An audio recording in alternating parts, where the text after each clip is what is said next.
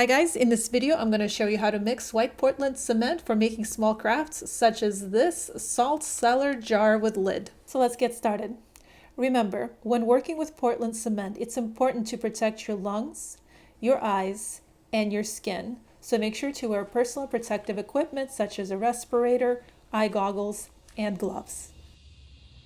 Today I will be using this silicone mold for making the shape of the jar and the lid. Right here I have gathered my ingredients for making concrete, and you might be wondering what is the difference between concrete and cement. Think of cement as glue that holds everything together. In order to make concrete, you're going to need to add an aggregate. In this case, we are going to use sand because its small particle size is going to fit easily within the mold. Right here I have my white Portland cement, sand, water, and pigment. I love using white Portland cement with pigments because it produces really bright, vivid colors that you just cannot get with gray Portland. Mixing concrete is all about ratios, so here is my basic recipe to get you started. This formula does not require a scale because we are going to measure by volume, so all you need is a scoop or a cup. Here's the recipe. Are you ready for it? It's 1 part cement, 2 parts sand, and roughly 1 part water, but we'll get to that later. Now I'm going to mix my orange color, and I'm going to add water to the pigment because it makes it easier to mix everything together. Right here I have 1 scoop of water, but we're not going to add all of it at once. I'm going to start by pouring half of that. The reason we don't add all of the water is because concrete is very sensitive to the amount of water that it can absorb. And you're probably wondering, well, why do we measure out 1 part then? Why don't we measure out half a part? The reason that we are measuring out 1 part is because that's the most water you could possibly use for this mix, and the amount of water will vary from mix to mix because sometimes you might have wet sand or some residual water in your bucket, and all of that is going to affect the consistency of your mix.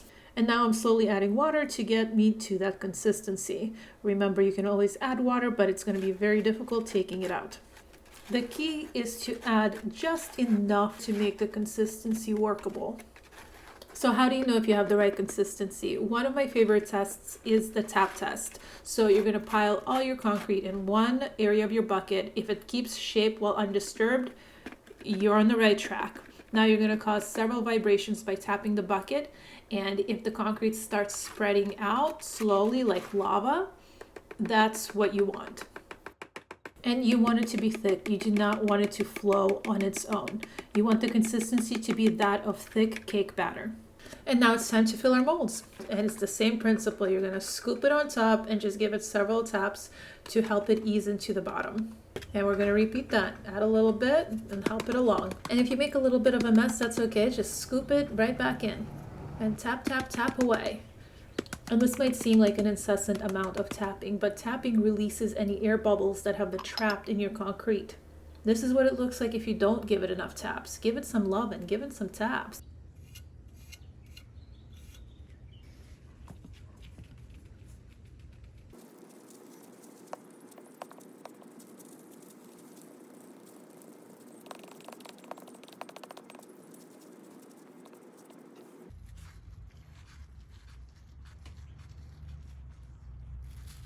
And we're going to do the same with the lid. Start with a little dollop, tap it around the perimeter of the mold, and then add a little more, slowly adding more and more until your mold is full.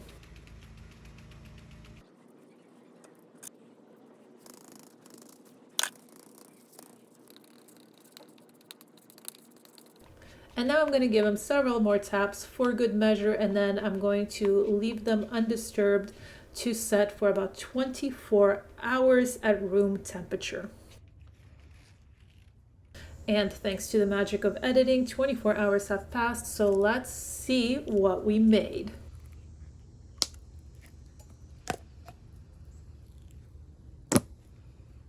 When you first take your pieces out of the molds, they're going to be a little darker because the concrete is wet, but as the concrete dries, expect them to get about 2 shades lighter.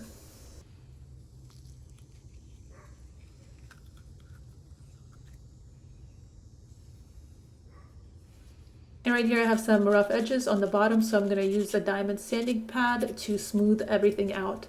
And I'm going to make a link to my Amazon storefront down below where you can find all of these items that I used in this video.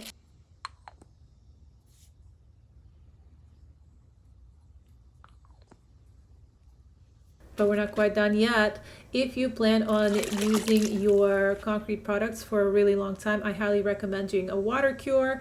And that's just submerging them in water for about 24 hours. I like to add a little bit of white vinegar because concrete is basic. So in order to neutralize that alkalinity, I add a little bit of acid to help finish out any of that chemical reaction.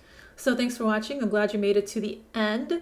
I have been working with concrete for over 7 years now, and I'm really happy to share my knowledge. If you'd like to learn more about concrete and how to work with it, for example, how to work with a water reducer to improve your flow so you don't have to do all of that tapping, then make sure to hit that subscribe button or let me know in the comments below and I'll make that video. Until next time, I'm Cool Hand Robin, over and out. Bye-bye.